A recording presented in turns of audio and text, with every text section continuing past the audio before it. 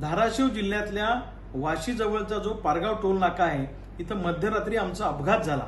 एका मोठ्या ट्रकनी आम्हाला धडक दिली। 12 टायरचा साखरेने भरलेला ट्रक होता। त्या ट्रकचा ड्रायव्हर मद्यावस्थेमध्ये होता आणि त्यांनी बेफान अशी धडक आम्हाला दिली। आमची गाडी टोल नाक्यावर उभी होती आणि गाडी पुढे सरकली आणि गाडीतले लोक, मागच्या सीटवरचे लोक पुढे गेले, मधल्या सीटवरचे लोक समोर आले आणि एक स्फोट झाल्यासारखा आवाज आला। या रात्री झालेल्या अपघातामध्ये मी स्वतः सुरक्षित आहे।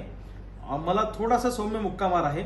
माझा पीए कार्तिक आहे आणि राजाराम जाधव नावाचा आमचा कार्यकर्ता आहे पंढरपूरचा, त्यांना दोघांना थोडासा मुक्का मार आहे। बाकी गाडीतले सगळे लोक आम्ही सुरक्षित आहोत, चिंता करण्याचं काही कारण नाही। कर्जमुक्ती एल्गार सभेच्या निमित्तानं मी महाराष्ट्राचा दौरा करतो आहे आणि त्याचाच भाग म्हणून मी काल बीड जिल्ह्याच्या दौऱ्यावर होतो। अंबाजोगाई तालुक्यामध्ये देवळा गावामध्ये रात्री आमची सभा उशिरा झाली आणि त्यानंतर मी लातूर जिल्ह्यातल्या तांदुळजा गावामध्ये स्नेहभोजनासाठी आमचे जिल्हाध्यक्ष अरुणदादा कुलकर्णी यांच्या घरी गेलो आणि तिथलं स्नेहभोजन आटपून रात्री 11:30ला आम्ही तिथनं निघालो। जालन्याला मुक्काम आम्ही करणार होतो आणि वाशीच्या पुढे जो पारगाव टोल नाक्यावर टोल देण्यासाठी गाडी उभी होती आणि बेफान येऊन त्या ट्रकने आम्हाला धडक दिली। तो ड्रायव्हर उडवाउडीची उत्तर देत होता।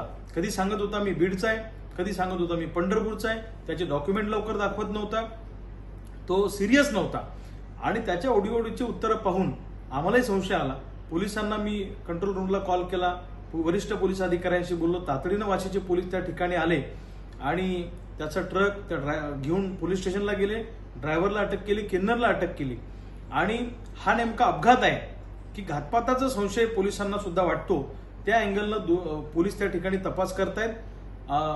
कसून चौकशी या प्रकरणाची झाली पाहिजे अशी मागणी क्रांतिकारी शेतकरी संघटनेच्या कार्यकर्त्यांनी, तमाम शेतकऱ्यांनी त्या ठिकाणी केलेली आहे की राजकारणात एखाद्या वेळेस बदला काढण्यासाठी समोरासमोर कोणाला मैदानात जर हे करता येत नसेल तर अशा पद्धतीनं काही लोक काम करतात, असं काही वरिष्ठ पोलीस अधिकाऱ्यांची चर्चेतून आलं।